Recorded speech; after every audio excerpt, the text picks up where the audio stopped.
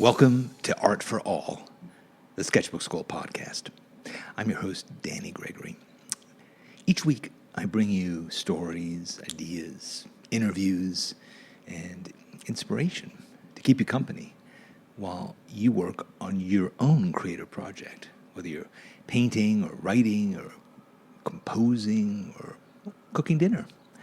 I hope this episode inspires you. That's our mission at Sketchbook Skool, to help encourage art for all. Sketchbook Skool is an online art school, but it's actually a lot more than that. For tens of thousands of creative people around the world, Sketchbook Skool is a chance to start being creative again, to learn to draw and to paint, but also to overcome the blocks and the obstacles that have held them back. Besides classes and workshops, Sketchbook Skool is also a huge community of creative people. People like you who want to be inspired and get back to the pure joy of creativity that they once had as children. It's a wonderful place, and I'm so lucky to be a part of it. Stay tuned, and I'll tell you some more.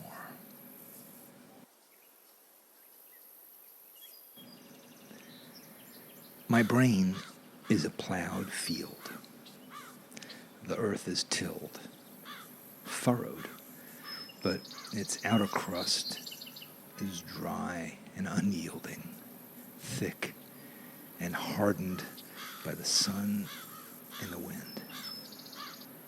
Birds fly overhead, landing now and again to search for a morsel, to hope for a shallow worm.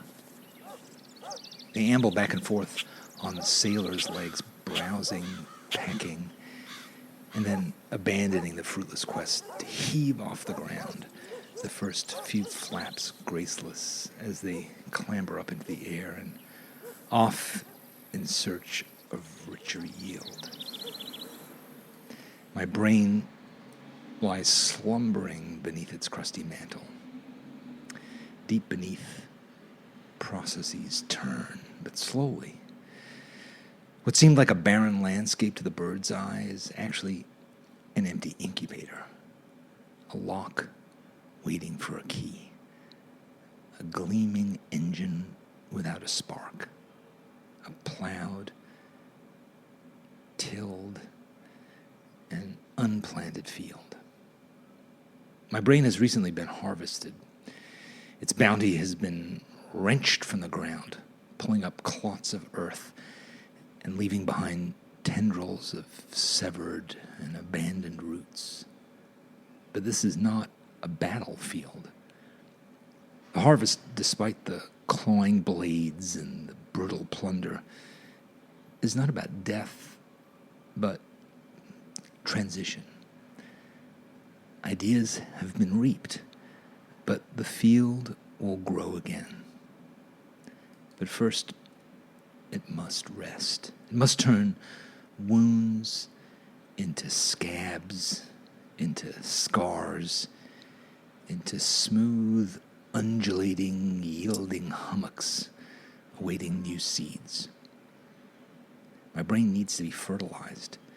It awaits the rich loam of ancient ideas fermenting on library shelves, in dusty secondhand bookshops, on museum walls, in the twilight of flickering cinema screens, through the haze of a pre-dawn jazz club.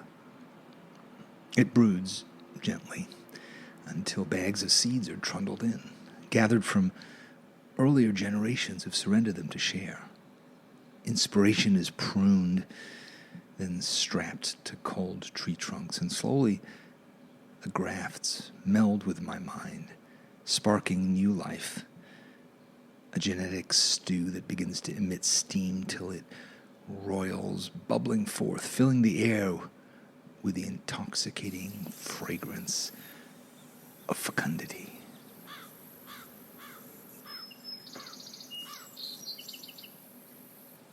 It's been 3 years and 2 weeks since I began writing my last book. Actually, my last 2 books. In a furious burst of creative energy, I wrote, illustrated, and designed 2 entire books in the same 6-month period. Soon after, I decided that those would be my last 2 books. Gripped by postpartum creative depression, I decided that there was no point in ever writing a book again. I'd said all I had to say. Books were a relic that made no sense in the digital age. I told my editor I'd get back to her if I ever changed my mind, but in my heart, I knew I was done. My blog posts reduced to a trickle. My drawing habit became more intermittent. Crossing the finish line of that double marathon had exhausted me in a way I couldn't see at the time.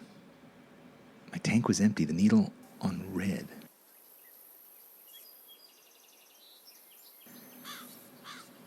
Now, I'm up at 5 a.m. to work on my new one. The energy that I pour into writing slops over, filling extra buckets standing at the ready. I come awake with ideas for new Sketchbook Skool courses, new personal projects, new podcast episodes. I am ablaze. But first, I must write this book. I have 3 weeks, 21 days, to get in the first installment of pages, and the boiler is stoked, the pistons greased, the flywheels spinning. I discovered that I've been writing this book for much longer than I realized. I look in my files. Ever since August 2015, a week after I handed in my last book, I've been storing away miscellaneous ideas in a folder on Evernote, my archive in the cloud. It's called New Ideas /book/novel/screenplay/podcast/blog/what have you. That's the actual name of the folder. That name has grown longer as I keep adding more slashes, more hyphenates, more forms I want to dabble in: books, novels, screenplays, podcasts, blogs, what have you. Every time I come upon a provocative sentence in a book, I highlight it and I chuck it into the folder. When I feel a little idea pop up as I walk my dog, I open my phone, jot it down, and throw it in the folder. When I wake up at 3 a.m., my mind whirring, I scroll it in my bedside notebook. And the next morning, I snap a photo of it and throw it in the folder. The folder with the long hyphenate name has begun to bulge. There's movement inside, a quickening deep within. Before I speak to a publisher, before I sign my name by the little arrows on a contract, I browse through the bulging folder. There's a lot of crap in here. But I see some threads weaving through it, fuzzy, indistinct connections that with care and exercise and massage could grow into broad arteries and robust nerve clusters. I can't see the road, but I can sense it. There's something in there. I open my book writing app. It's called Scrivener. And I noticed that there's been a new version released since I opened it last, back in the halcyon days of my last draft. I'm not sure if I'm committed enough to writing a new book to cough up $40 for the upgrade. $40 and a few weeks of learning the bells and whistles of a new version. I decide to keep working in version 2.8.1. Maybe if I hit oil, I'll spring for the upgrade. I highlight the contents of the bulging folder, my shop-worn nursery of bits and bobs, and I dump them all into Scrivener. Soon I have a long column of entries, what looks like order, but is really a heap of miscellanea. I read through them one by one. It's chaos. What was I thinking when I wrote this? Why did I think that was worth noting? What on earth is this doing here? It's like sifting through a pile of dirty rocks hunting for ore. I let everything stew for a while. I read some books, I watch some movies, I doodle in my sketchbook. And when I come back to the nursery, I see the threads again. Patterns emerge. There are commonalities and themes in here that I can work with. I sketch an outline. It doesn't flow, but it has buckets for a lot of the snippets I've been gathering. I start to throw things into heaps. Form emerges. I skim through it again. I can see an idea in there, but there are holes. Do I stop and gather more? Or do I start to write? It's a crossroads. If I stop to do more research, I'll have more flesh on the bone. But research is a great excuse for dithering. It can become a never-ending distraction. I need to actually write. So I plunge in, and I start putting down words, sentences, paragraphs. I open each note, read it through a few times, and then go to the top of the file and start typing. What emerges fans the spark that was hidden deep under the scrap of an idea. It builds on it, turns it, shapes it into a sharp-edged brick, one of many that build the foundation of the book. Then I turn to the next note and begin to mine it. Sometimes I work for hours. Sometimes I just drop in to write a few words. Sometimes I arrive with an idea. Sometimes I just feel like writing, an itching urge deep in my gut. Sometimes I don't really feel like it at all, but I must. The whining, struggling 3-year-old inside me that just wants to go out for ice cream is hushed by the part of me that wants the richer pleasures of seeing the pages pile up. I speak to my publishers, and eventually a deal is done. Everyone is eager to get the book out. So eager that they propose a ridiculously compressed timeline. And I'm so eager that I agree. I feel the wheels turning.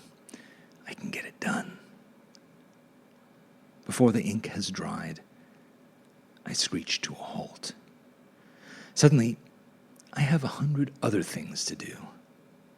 The book can wait. I've crossed the Rubicon. I have a signed contract. The battle is won. But of course, it has not yet begun. The battle within me to keep working, to not rest on my meager laurels. Why is that passion so quickly faded just as I walked from the altar? Why am I so quick to find 1,000 distractions? I make a long list of what I need to do. I turn to other projects. I have meetings. I make calls. I watch sports on TV. I sleep badly. I feel a tension knotting in my stomach. Maybe I need a vacation, a massage, a haircut. The only cure is to get back to work. I open Scrivener. There's been another update, but my rows of files are still there. God, there are a lot of them. I open the first one. It's a lot less developed than I thought. This is crap. I'm in real trouble. I take a deep breath, and I start to write.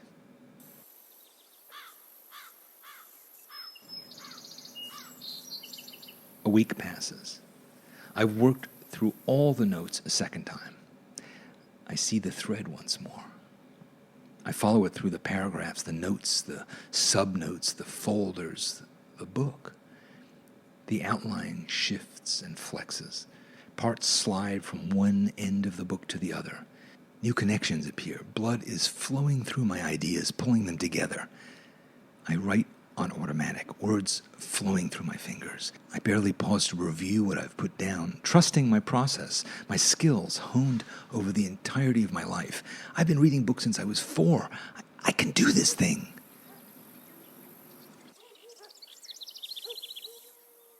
I read what I have from beginning to end.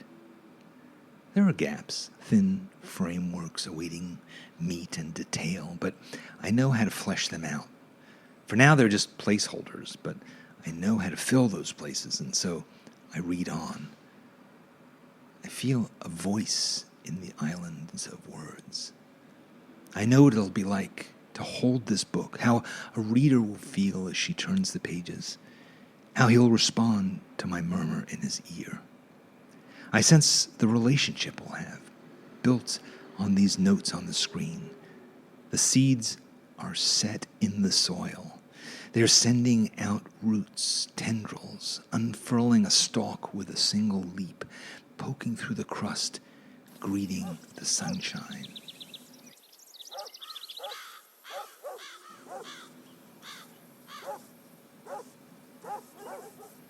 The hard winter is over. Now I just need to keep tending and weeding. The work is taking over, pulling me along with it. It shows the path and it paves the way. My experience is showing me where I need to work today, how I need to work, what tools to reach for, how to know when it is good. The outline that's guided me has been bricked over. It's an armature deep within that supports the enterprise. I can worry less about form and spend my time on polish and detail work. Occasionally, I uproot a section and shift it to a different spot. Then I need to sand and buff the seams, making it blend, erasing the dislocation so it reads as if it was born there. I love this work.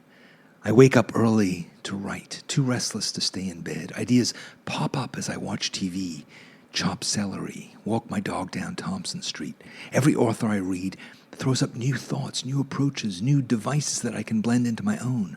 I keep my wife waiting by the elevator as I stand at my desk and pound out the end of a sentence. My deadline approaches, but it doesn't loom. I'll be okay. We'll get there safely in time. Creating takes all of me, all of my experiences, my ideas, my influences, my weaknesses, my flaws, my fears, my fantasies, every drop of my energy.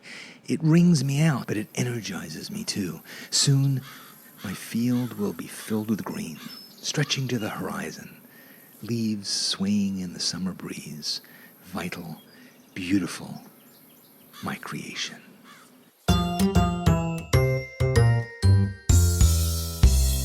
Do you feel the desire to create smoldering inside you? Do you just want some help to turn it on and the skills to make the most of it? Or are you afraid that you've lost the urge and you can't figure out how to get it back? We understand. All the people at Sketchbook Skool are creators too, and we're all too familiar with the ups and downs of the creative process. If you'd like to be inspired once again, we'd like to give you a free ebook to help start things moving. It's called The 10-Minute Artist, and it's full of ideas and tips from the Sketchbook Skool faculty on how to start your creative habit, even if you're super busy and strapped for time. 10 minutes. No matter what your skill level or age, you can make art. And this free ebook will help you start. You can get it at sketchbook.school. Just go to the section called Free Stuff and get a copy. Or look at the program notes for a direct link. Thanks for joining me for another episode of Art for All. I hope it kept you company while you made something wonderful of your own. I'll be back next week with more ideas and stories to help you keep creating. See you then.